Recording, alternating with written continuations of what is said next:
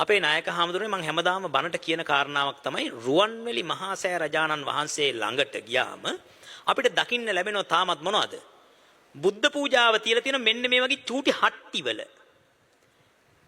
සිංහල බෞද්ධ ලැජ්ජ වෙන්න ඔයාලා බුදුහාමුදුරුවෝ කවුද කියලාවත් තාම දන්නේ නැහැ. මේ අහන්නකෝ.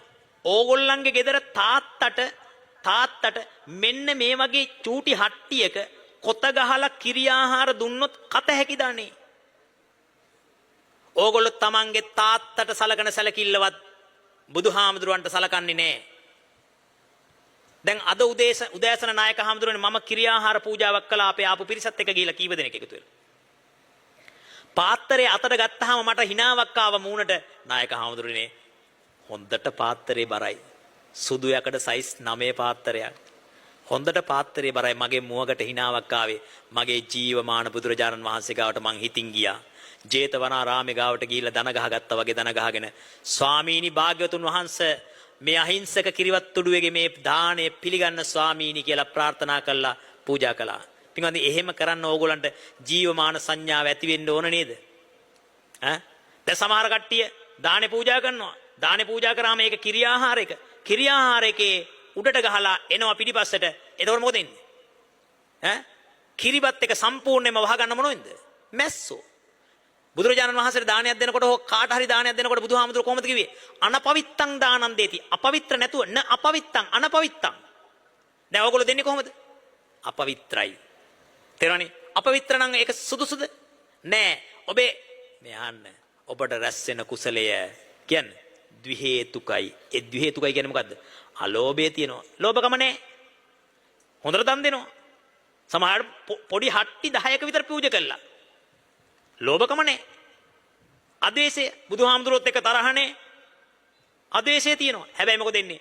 ප්‍රඥාව නැහැ, අමෝහය නැහැ. බුදුහාමුදුරුවෝ කවුද කියලා දන්නේ නැහැ. ලොකු ප්‍රමාණයක් පූජා කරාම විශාල ආනිසංස තියෙනවා කියලා දන්නේ නැහැ. මොකද කරන්නේ? කොහේ හරි දැකපු හට්ටියක් මේ පැත්තේ කඩවල් වලට ආවා. අපිට කිරි ආහාරයක් පූජා කරන්න පාත්‍ර තියනවද? උන්දලා දෙන්නේ මොකද්ද? උන්දලා දෙන්නේ මෙන්න මේ වගේ චූටි හට්ටියක්. ඒ හට්ටිය අරගෙන ඇවිල්ලා මොකද කරන්නේ? මේගොල්ලන්ගේ දැන් කිරිබත් කිලෝ එක මේකට දාන්නත් එපේ. කිරිබත් කිලෝ එක දාලා මොකද කරන්නේ? මේ පැත්ත අතට දා ගන්නවා සොපින් එකක්. දාලා මෙහෙම කරලා තද කරනවා. තද කරලා බැරි තැන මොකද වෙන්නේ? මේක නිකන් නකල්ස් කඳු වැටිය වගේ මෙහෙම උඩට ගහනවා. පිදුරු තලාගල වගේ. උඩට රවුම් කරලා ගහලා අරගෙන ගිහිල්ලා පූජා කරනවා. පින්වත්නි මේවා හැදෙන්න ඕන. ආගන් මේ කතාව ඇහෙන ඔබ මින් මත්තට කිසිම දවසක බුදුරජාණන් වහන්සේට මේ චූටි භාජනවල බුද්ධ පූජාව තියන්න එපා. ආගන් දානේ ආනිසංස කීයක් තියෙනවද? ආයු, වර්ණ, සැප, බල, ප්‍රඥා.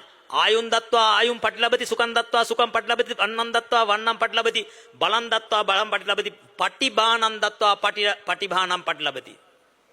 පින්වත්නි පටිභානය කියන්නේ ප්‍රඥාව.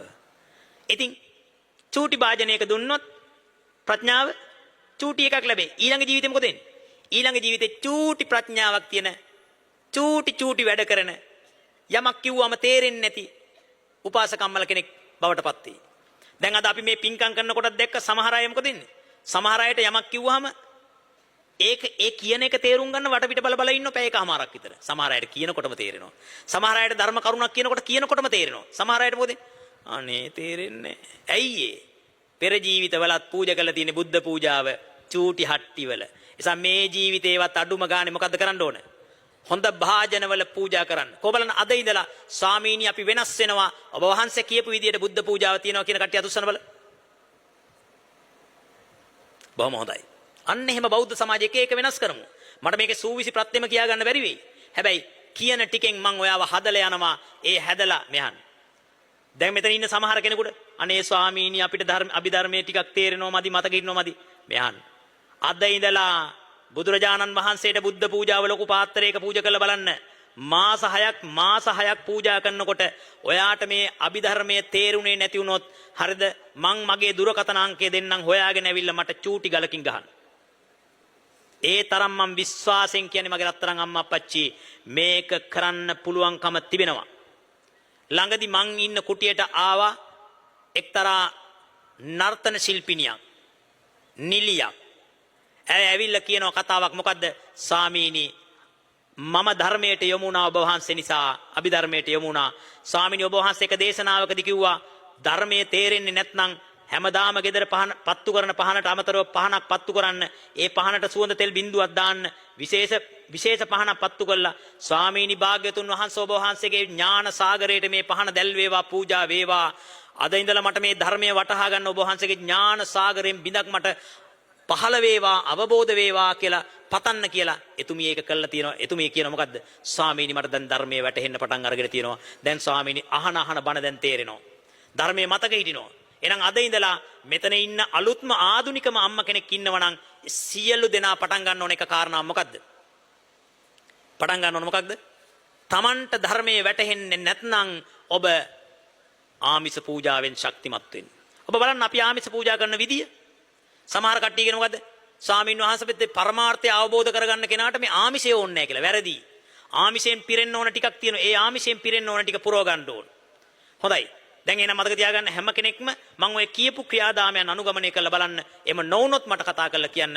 මම ඔයාව අනිවාර්යයෙන්ම ඒක පිළිගන්න බැරි කාරණාවක් වෙනවා. හැම කෙනෙකුට මේක වෙන්න ඕන කාරණාවක්.